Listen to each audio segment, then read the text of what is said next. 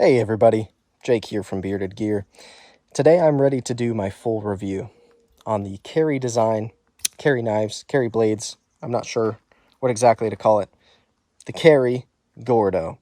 The Gordo is a really cool, short, stubby, substantial titanium frame lock flipper. Before I jump in to giving you my deep thoughts on this knife, as deep as I can, given the experiences that I've had with it, this knife is a loaner. This has been lent to me by my buddy Jason. Jason is one of the founders and admins, mods, whatever you want to call it, of the Millie PM2 Para 3 Club on Facebook. If you are into Spydercos, join that club. It is where you want to be on Facebook. If you're not on Facebook, follow them on Instagram. If you're not on Instagram, he also puts up YouTube videos under the same name. I'll link to all of their profiles down below, so you can find them on Facebook, Instagram, and YouTube. But Jason has become a good friend. I appreciate him being willing to share knives like this with me. And yeah, this one was a lot of fun to check out. If you've watched my first impressions video on this one, you'll already know that my favorite thing about this knife is the detent. My goodness, is this detent dialed in so well. This is a really cool stubby little frame lock. This thing is short, but it is fat, and it's not super fat this way, I should say. Maybe tall. Can you call something short and tall at the same time? That's a weird thing, because in the knife world, usually we mean short is this way, but then sometimes we call things tall because they're in this dimension. Anyway, there's some loopholes in knife lingo, but you get what I mean. It is big this way and relatively small this way.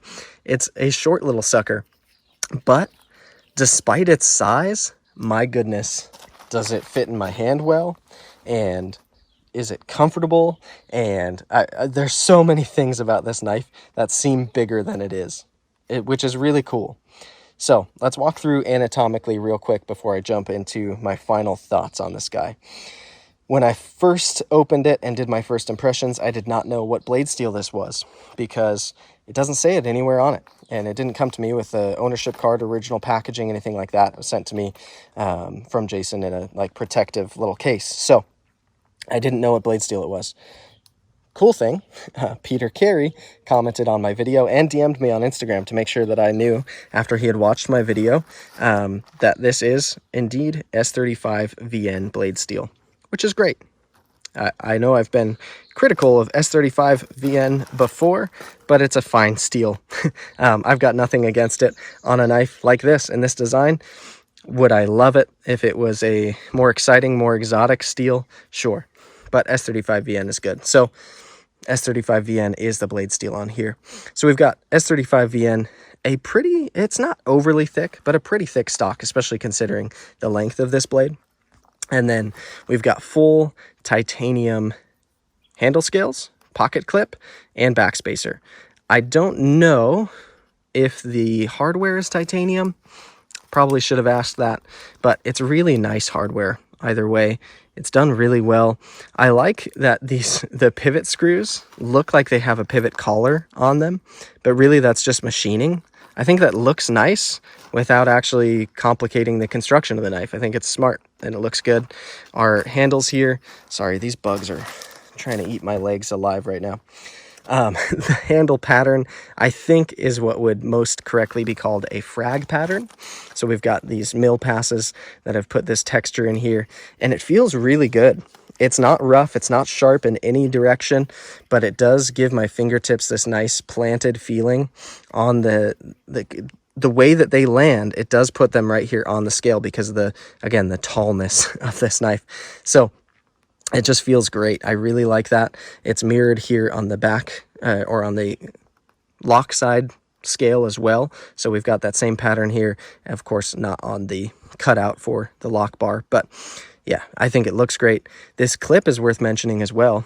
This clip not only looks really good, I haven't carried this knife around with me, but I've made a point to slip it into my knife case is right above my dresser. So when I'm getting dressed in the morning and I'm picking my knife, I'll grab it out of my case and I'll slip it in my pocket.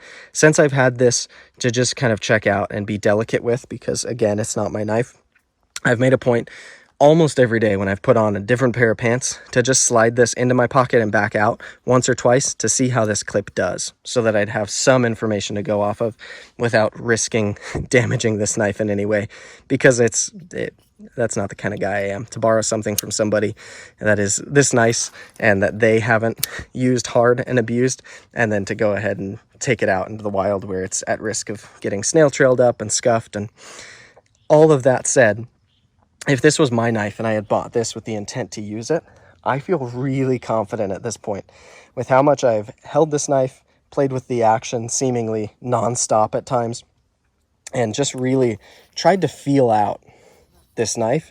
It's really well built. I think if you bought this knife as a user, as a small EDC, whether it's something you carry as a primary or as a secondary or whatever your application is for it, as an EDC knife, this makes a lot of sense to me.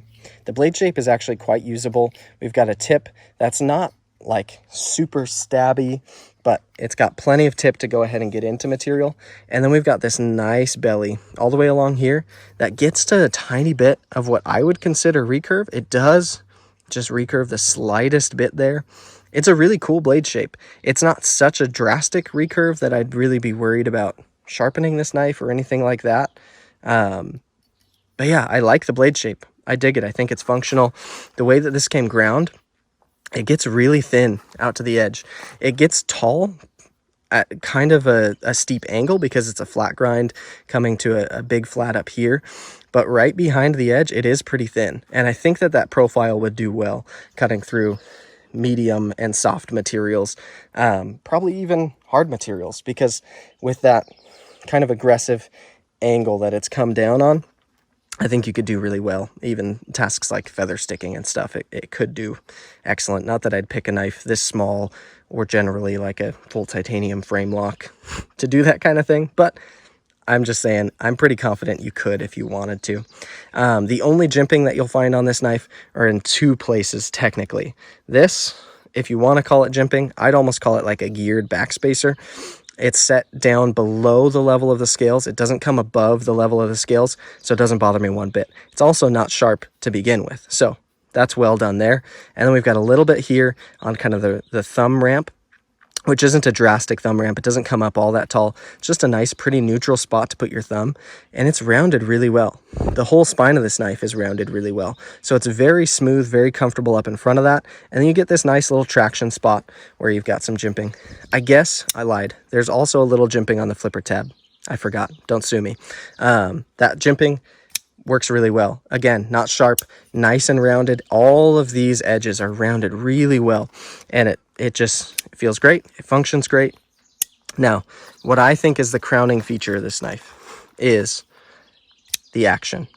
Just as much on flipping this knife, because it's a great flipper, but maybe even more so when I close this knife. I cannot get enough of how this detent, A, kind of sucks the blade back in, and B, the sound, the audible knocking back into place of this blade and the detent. It's such a satisfying, crisp ting. I love crisp actions and detents and like mechanical feeling, like tangible parts moving the way they're supposed to. It just feels so satisfying to me. It's a really, really well done detent, and I dig it so much. It deploys absolutely reliably. It locks up solid. Lockup is, I don't know, I wouldn't call it too early, but it's certainly not extending farther than it should. It's a nice, good looking lockup to me.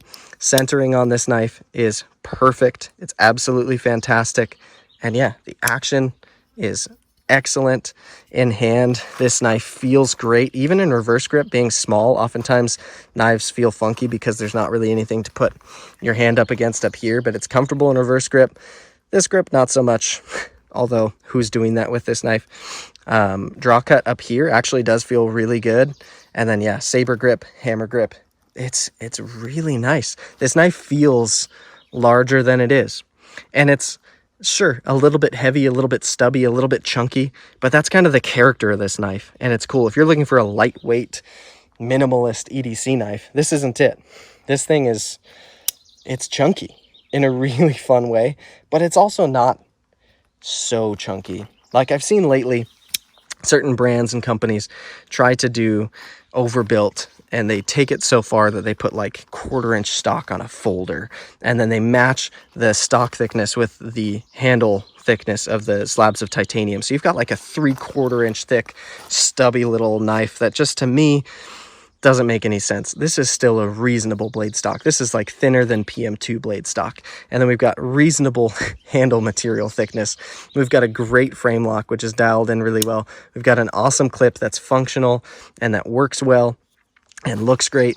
This is just, it's a really, really cool little piece. So I've got nothing but good things to say about this guy. Yeah, it intrigues me quite a bit, because as much as I've been aware of Carey and his knives, Peter Carey, I've never owned one. And this is the first one I think I've even handled, which is crazy. I also forgot, and then I guess the word is remembered. I was going to say remembered. That's nonsense. I remembered the other day that he's also the designer of the Spyderco Rubicon, and I think 1 or 2 other Spyderco models.